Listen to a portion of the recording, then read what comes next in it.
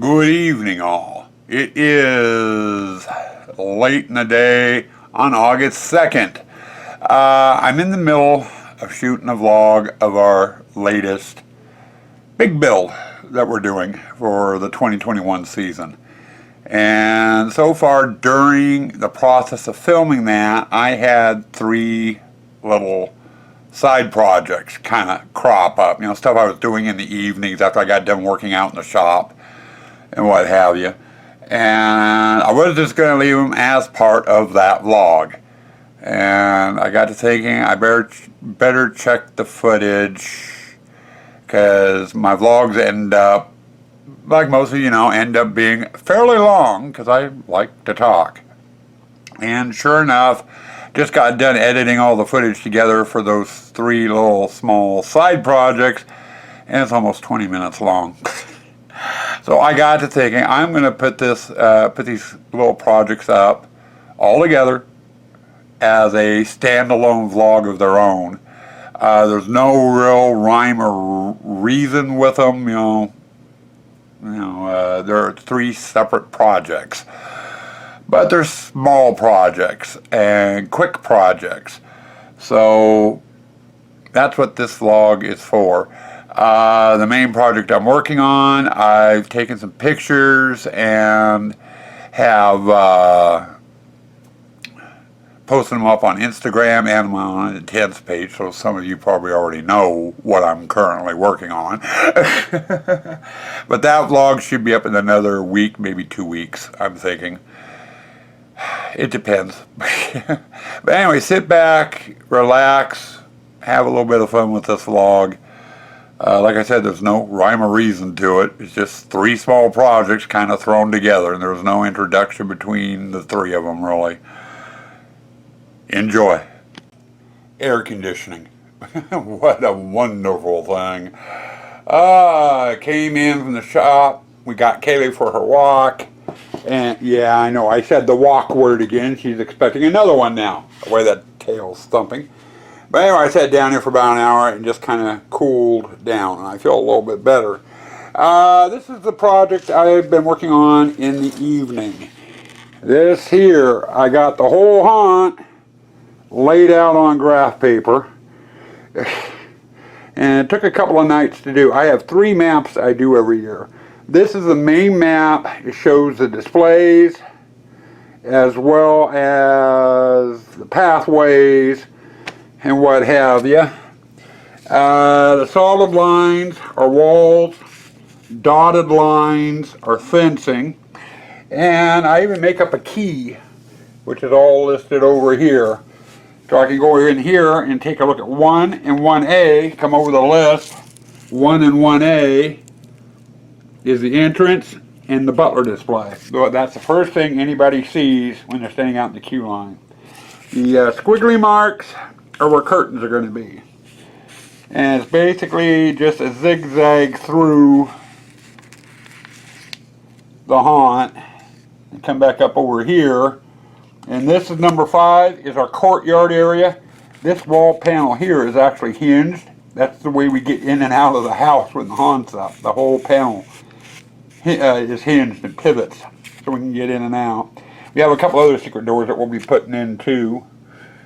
But anyway, they come through the courtyard and around. And this here is actually the front garden where the big tree is in the front of our house. And that is the front of the house there. So they're actually going to be walking through the gardens again this year. Over here. And then down. This area here is the water room. Then around. Zigzag in and out. And out. And like I said, everything's keyed. Every display's major props are listed, where they're going to be going, what have you. I even got the maze length figured out, and we're about, 8 feet, 9 feet shorter than last year as far as the maze goes, and that's because some of the displays are taking up way more room. But we have 339 feet of maze. In other words, they come in here, by the time they walk everything and get out here, it's around 339 feet, maybe a little bit more. I even have a list of how many wall panels it's going to take on here. I've got those figured out. But that's the general blueprint for the haunt this year. And then I do a second, see if I can get the page picked up, a second one.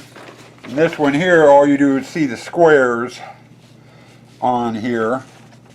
And those squares are tents. You know, so we got 10 by 10 tents or big 20 by 20. And we're thinking about adding another tent here. You know, I have room for it, but we're debating on that. And then the third map I do is this one here. This one looks like a mess.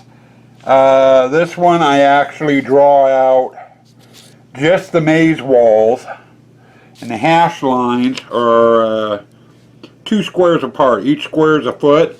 It lets me get a count on how many wall panels I'm going to need. As there has been times in the past where I've had to make up a few because I was short. This year we're going to have a couple of extras, I think. It depends on how I rework things as I'm putting up the haunt. But that's been my little nighttime project that we've been working on. And now that it's done, we're going to get over and the courtyard wall panels I started last vlog. Technically they're finished, we can use them in the haunt, but I want to go through, I designed those to have LEDs in them. So I'm going to start putting in some of the LEDs and see where we get. You know, I'm just going to work on it, you know, as I have energy. You know, if I get them done, they'll be wired up and working this year. If not, I'll finish it this winter. So I don't know if I'll get it done or not. But let's get on over there and get going on things. Oh, there we go. One panel lit, and it's really kind of hard to see it because we got sunlight coming in from behind.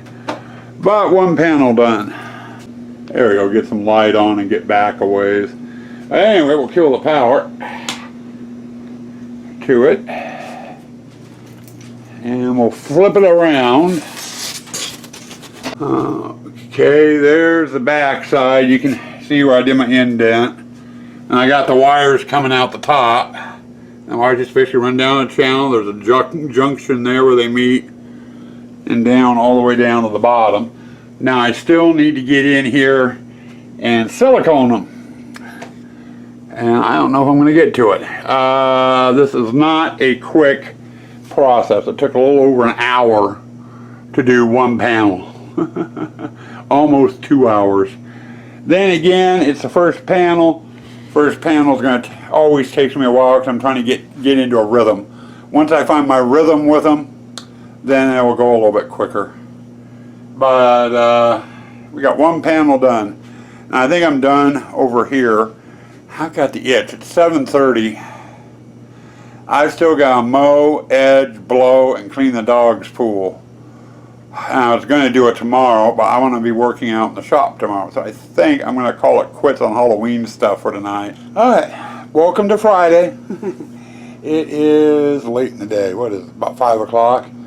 I've been busy most of the day with work. I finally have some time off. It is 104 out there right now. My shop, which has been locked up all day, is at about 106, 107. So I'm choosing not to go out and work in the shop. I don't feel like dealing with the heat for a second day in a row. But I have the itch to work on something Halloween related. So I'm going to do a repair. Repairing that guy, the dragon. He sits up on our biggest tent. And he's a big fella. God, what do they say his measurements are? Yeah, 16 foot long by 9 feet, 0.8, so almost 10 foot tall. So he's a huge beast. Last year, during one of the many windstorms that we have in October, the fan kind of gave up the ghost. It still plugs in. He will inflate, but his neck won't stand up the way it should. It wants to droop. There's just not enough air pressure in there anymore from being battered around with the windstorms. I've checked the blow up itself. I'm going to call it a balloon. I checked it at the time. And it doesn't look like there's any rips or any tears in there. It's just the fan won't do what it needs to do anymore. So I went and I ordered a new one. It ran over $59. fun. To about 59 bucks to get a new fan, which is at the same specs as the fan that's in there. So I am going to replace the fan, and there's a lot of work in it. But it's something I can do tonight, and it's out of my way that way, and done. Because that is officially the first prop that gets put up. We put it, have to attach it to the tent before we stand the tent up. So I need to have this done. And I've been putting it off, and putting it off, and putting it off. So I figured tonight's a good time to mess with it. So I don't know if we'll get it done or not. But one repair in the process. Well, some progress made and a mistake made. I gotta get fixed. Got the new fan in. It's doing the trick. The old one, with this thing being on top of the tent, the old fan that is, the blow up was getting battered by winds and it affected the fan. To the point where the old one did not have enough strength to keep it inflated like that. When it went out, the neck was drooping. It didn't want to stay inflated, but the rest of the body did fine. Well, new one's keeping the neck inflated. So that's done. I also noticed with the fan, it came with the lights for the Dragon 2, but did not have a power cord to run up to the mouth. The mouth originally had some red cloth out here to make this, make the red material flutter, and it had a little fan there. There was no power cord for that fan. So, in effect, the fan is no longer working, which is fine. I thought it was kind of stupid anyway. The major mistake I made was trying to run the lights in the damn thing. I took the end of the cord and started down here and working my way back. Come to find out, I should have started at the head and worked my way back. The cord isn't quite long enough for the Dragon, but I want to make sure the head and the neck, the front part of it's lit up, not the ass end. So I'm going to have to rewire the lights. Or reconnect the lights. But other than that, all repairs are done, which is good. So I am going to take this down, put this away, and I'm done for the day. I got something Halloween-y accomplished. Doing the lights could probably take about a half hour. Damn near I have to crawl inside the damn thing to get the lights attached. And it's easier to do it out here than it is inside, because I can inflate the damn thing to see where I'm going with it. So, anyway, well, welcome to Monday. I've been out here most of the morning. Actually, for the last 2 hours, messing around with the Dragon. Now, I did get inside, and I got the new lights installed that came with the fan. And they're running from the head down to about here. Now, on this back half, I got into the old fan, and I snipped the lights off of it. I went and installed them, and I ran into a problem. I got them connected to the wiring inside the Dragon with some quick connects, the same style as what I use for my low voltage lighting in the haunt. The lights are not coming on, so I've got I got one or two problems. One, the bulbs I did not replace in the string. I did test them; they worked downstairs. They may have failed out here, and I just may need new light bulbs. But more than likely, it's where I have the quick connects at. And the best way of doing this and doing it proper is to snip all the wires, bare them, solder the connections, and put heat shrink tubing over it. Then the connection would be solid. But anyway, I am not going to worry about it. I mean, I've got lights from here down to the head. The back half on the back side of the tent, no one really sees it anyway. So I'm not overly worried about that. And then I went back through, I went down, and this is what I call clothesline, you know, what people used to string out behind their house, you know, to hang their clothes on. And I picked up 400 feet of it. I went through about 200. But I went through and I replaced all the guidelines. Guidelines really didn't need it, though they were starting to get pretty old. But they were different colors. I had white, I had some light yellow, I had some dark yellow. The new tent top is white. So I wanted something that was going to kind of blend in with the tent tops. I didn't want the guidelines, you know, showing up. So I replaced all the guidelines. I have 2 on the body here. Each foot has one.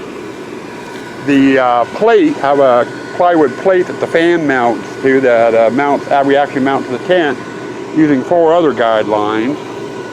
And then up here I did a change. I had 2 of them here. Problem is that cord is semi-heavy. It's also a cloth cord, and when it gets wet, it's going to be even heavier yet. And the head was having trouble staying up with the weight on it right here. So I had some tie downs that came with my 10 by 10 tents, and they were white. So I put those on. Those are about half the weight of those. The other thing I ended up doing to the tent was up here. You'll notice there's some Gorilla Tape there. There used to be a fan there. In fact, the fan is actually still there. The new fan motor I bought did not have a connection to run the fan up in the mouth. And I really don't need the fan. So this is acting kind of as an exhaust port. The air is getting up in the head and coming shooting right out here. I went and put the Gorilla Tape on it, and it's clogging the hole, which is significantly strengthening the neck. So that's taking care of that problem. So about the only thing I still need to do is get into the body there and mess with the wiring on the lights. And like I said, I'm not going to worry about it. We'll go this year without it, and if it doesn't look right to me, I'll fix it next year, next winter. It's a 10 to 15 minute fix, and I'm just done trying to crawl inside of this damn thing. So I'm calling this project done. She's ready for the hunt. I just got to get her taken apart and put away. So Kaylee will come outside. Friday, I brought this out, plugged it in, and swam that Kaylee out. She saw the dragging, tucked her tail between her legs, turned and went right for the house. She does not like the dragon whatsoever. It scares the crap out of her. I don't blame her either. Being 9 foot tall and 14 foot long, it's pretty big. It's intimidating.